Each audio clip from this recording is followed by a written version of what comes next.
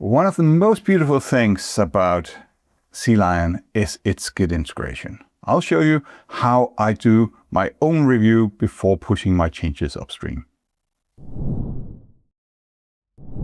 So when I have made some changes, before I bother my coworker about looking at all my changes and telling me that I once again forgot to add explicit in front of my classes, constructors, I will review my changes myself.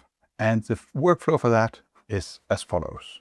I'll go over here and hit this commit. That will show me which changes I have.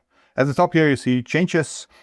That is actually not just a folder for the top. It is actually, there's alternatives in here. They are called change sets. I'll show you a bit of that in one of the follow-up videos to this one. I can see it's to KDAB viewer. It has a check or a branch on its own here, and that's because that I had Git submodules, they would show up underneath. Anyway, what I'll do now is that I'll go through my files here, and I usually go through them in some random order that is not random to me. So CMake files first, header files before CPP files and so on, and maybe the UI file, look through it here. Yep, that all looks good. I'll take it as it is. Now to the header file, looking through it, it looks good. And all is cool. I'm almost done. So now all I need is my CPP file. And let me just collapse this one here so we get a bit more screen real estate for that. I can see each of my changes. So here's a include main window, UI, blah, blah, blah, blah. This one comes in here. And I can say, yes, I want that one. And here comes a empty line in. Maybe I want that or maybe I don't. So let's just say, no, I don't want that empty line here. Go away. And just click that one and it goes away. You can see there's a wiggly line here that actually allows me to see everything that was in between. And usually I would have show line numbers here. And now you can see there's quite a few lines in between. So I can click here and I'll see all the lines that are in between those changes. Well, some of them I can unclick more wiggly lines here. I can also go up here to collapse or expand to see all of it on none of the context in here. There is a feature, if I go to the wheel here, that says that I can, what was it? Align changes in side by side. Now my changes are sitting here. That would be quite a bit if there was something deleted. That's a preference whether you like that or not.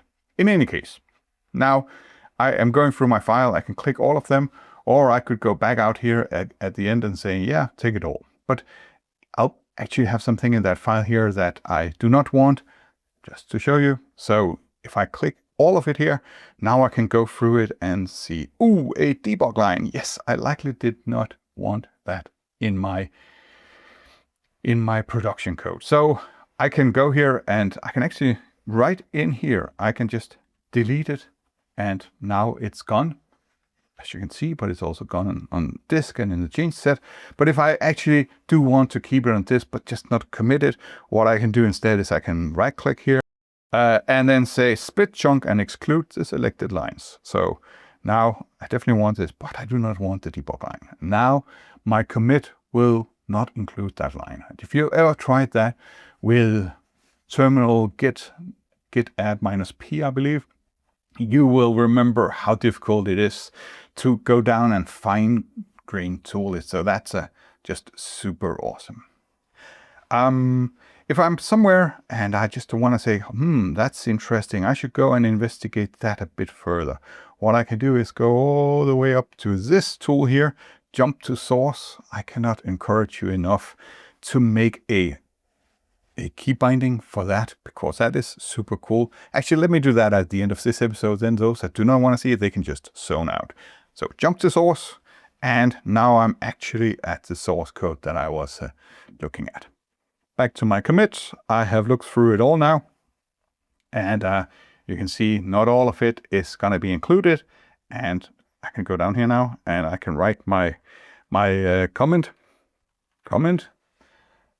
What you saw in there already was my setup of Git that has this template that it asked me to fill out, just a facility in my projects. And I'm ready to press commit. I don't know why I pressed the commit while you weren't watching, so I did. Anyway, and now you can see I have one change left, namely this line that we have there. Okay, you can turn off now. For the rest of you, what I'd like to do is just to make a shortcut for this. So it was called, and I forgot it again already, jump to source. So Control Alt Shift, go to my key map, jump to source, and it's bound to Shift F4 in whatever, somewhere. Jump to type source, that's Shift. Okay, sure. Jump to source up here. That's the one. And right click, add keyboard shortcut. And I like to have it on Control down key. I don't know why. I inherited that from one of my coworkers. There is these other things that it will be colliding with. And I'll say, sure. Okay. And then it asks me, do you want this shortcut is already assigned, blah, blah, do you want to remove the other assignments? And in the past, I think I accidentally said, yeah, let's just remove them all because I don't know. Well, they are context specific, so they will overload or overwrite my key binding here if they are more specific in the context. So let's just keep those around. Let me make one more key binding to this one because I don't know why that is not the default. Maybe it's I don't know, maybe it will break something, so try it out. And if you see a breakage, don't do this, but at least I've tried this for a few days now without any problems. Add mouse shortcut. Well, double click. Okay. And keep the others. Yeah, that's fine. And okay. And now I can just double click here to go to the line, or I can press Control arrow down to go to the line. I'm Jesper Pedersen from KDAB.